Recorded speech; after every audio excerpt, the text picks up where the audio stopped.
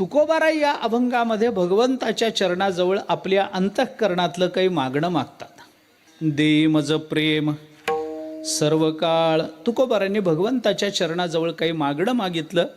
या मागणीचा थोडासा विचार करून मला पुढे जायचं आहे. कोणताही मनुष्य आपल्या समोर आलेल्या व्यक्तीला, तत्वाला जे काही मागणं मागतं ते मागणं मागण्याच्या मागे काही कारणं असतात. उठसूट कोणी उठतं मला काहीतरी द्या हो असं म्हणत नाही. मनुष्य मागणं मागतो, या मागणं मागण्याच्या मागेही काही कारणं आहेत. ती अनेक कारणं जरी असली तरी त्या सगळ्या कारणांचा विचार करत बसायला आपल्याजवळ आत्ता वेळ नाही. दोन महत्त्वाच्या कारणांचा विचार सांगून मी पुढे जाणार आहे. कोणताही मनुष्य मागणं मागतो याच्या मागे दोनच कारणं असतात. माणसाला त्याची गरज असली पाहिजे आणि त्याच्याजवळ ते नसलं पाहिजे. बस दोनच गोष्टी आहेत. याच्या पलीकडे मागणं मागण्याच्या मागे दुसरं कारण नाही माझ्या दृष्टीने.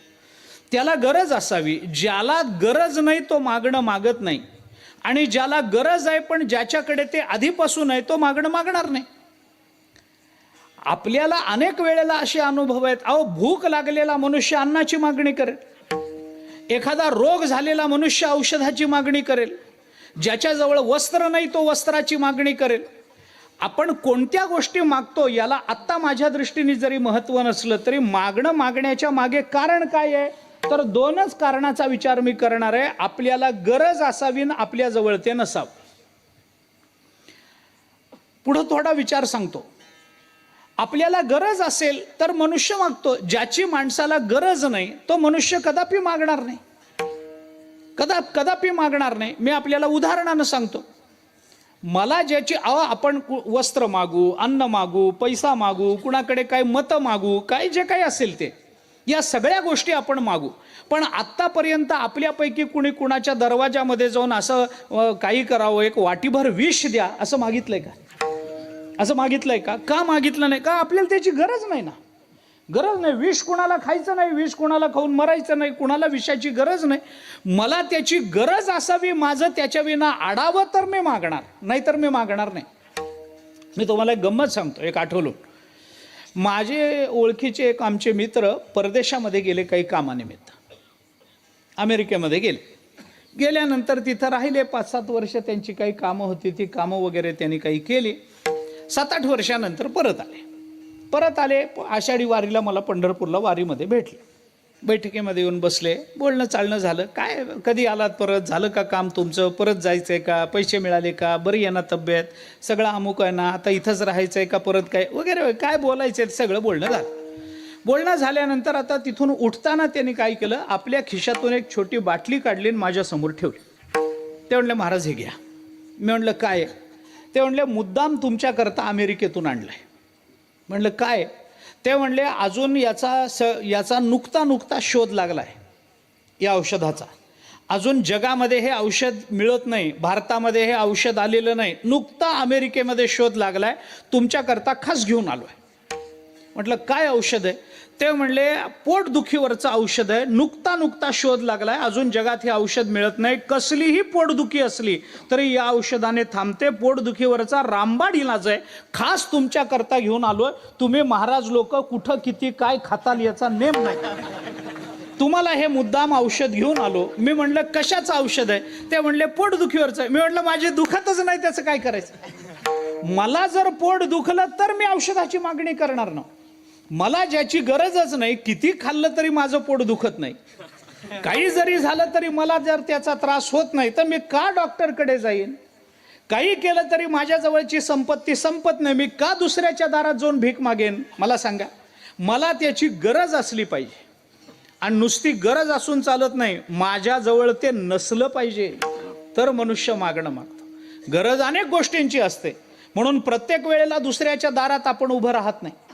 मला गरज असावी आणि माझ्याजवळ ते नसावं, या दोन गोष्टी लागतात.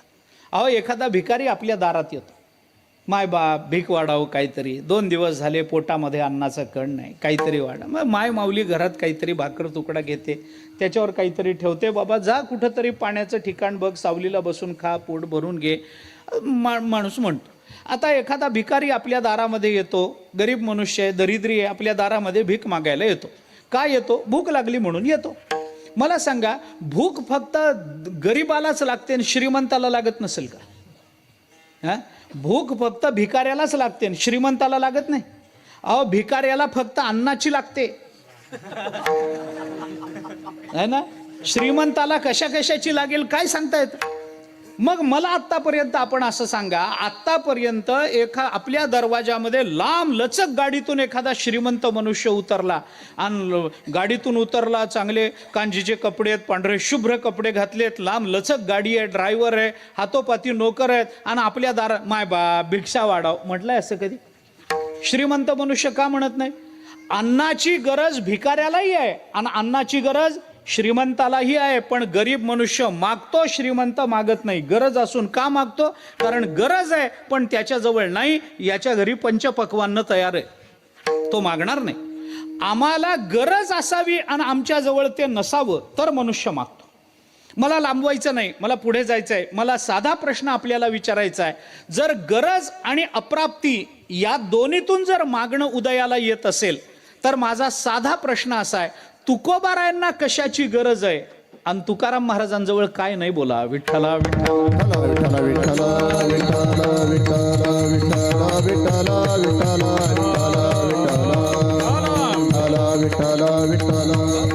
तुकाराम महाराजांजवळ काय नाही आणि तुकाराम महाराजांना काय अप्राप्त आहे? त्यांना काय मिळत नाही? अरे, वाटेल ते करण्याचं त्यांचं सामर्थ्य आहे. बरं, त्यांना कशाची गरज म्हणाल तर कशाचीच गरज आहे. तुका म्हणे आम्ही राजे त्रैलोक्याची. कशाची गरज आहे त्यांना? त्यांना काय मिळालं नाही? अरे, त्यांचं जीवनचरित्र बघितलं तर त्यांनी विशेषत्वानं जाऊन देवा मला संपत्ती द्यावं, देवा मला अमुक द्यावं, मला ऐश्वर्य द्यावं, मला आयुष्य द्यावं, मला संतती द्या, मला सत्ता द्या, मागण्या केल्या आहेत का? अरे, छत्रपती शिवाजी महाराजांनी पाठवलेलं द्रव्य तुकोबारायांनी नाकारलं. पाठवणारा कोणी सामान्य नव्हता, तोही माणूस नव्हता, तोही भगवंताचा अवतार होता. छत्रपती शिवाजी महाराज म्हणजे तोही कोणी सामान्य तुमच्या माझ्यासारखा माणूस नव्हता पाठवणार. आणि ज्यांना पाठवलं ते तुकोबाराही तुमच्या माझ्यासारखे सामान्य माणूस नव्हते, तोही भगवंताचा अवतार. पाठवणाऱ्यांनी शुद्ध अंतःकरणानं शुद्ध द्रव्य तुकोबारायांना पाठवलं आणि ते द्रव्य आल्याबरोबर तुकोबारायांनी त्याच्याबरोबर चिठ्ठी दिली, नको आम्हाला काय करायचंय, दिवट्या छत्री घोडे हे तो बऱ्यातनं पडे तुमचे. अरे, मला काय, आम्हाला जर सुखी करायचं असेल तर आम्ही तेने सुखी.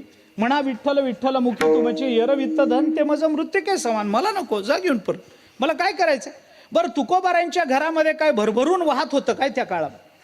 त्यांना संपत्तीची गरज होती, पण तुकोबारायांनी गाडीभर पाठवलेलं द्रव्य लगेच परत पाठवून दिलं. मला कधी कधी वाटतं महाराज, तुकोबारायांच्या जागी मी पाहिजे होतो, मी लगेच चिठ्ठी दिली असती, अजून 2 गाड्या पाठवा. पण ते तुकोबार आहे, कशाची गरज आहे त्यांना सांगा. काय फार मोठा उद्योग घरामध्ये होता, अरे दुष्काळे आटले द्रव्य गेला मान, स्त्रिये की अन्नान्न करिता मेली, ही तुकोबारायांची भाषा. काय होतं गावामध्ये? काही नाही, पण तुकोबारायांच्या मुखातली सुखाची भाषा कधी बंद पडली नाही. काय सांगू तुम्हाला. अहो, एवढं मोठं दुःख तुकोबारायांनी भोगलं महाराज. दंद्याचं दिवाळं निघालं, दिवाळं काढलं नाही, दिवाळं निघालं. काढणं वेगळं आणि निघणं वेगळं.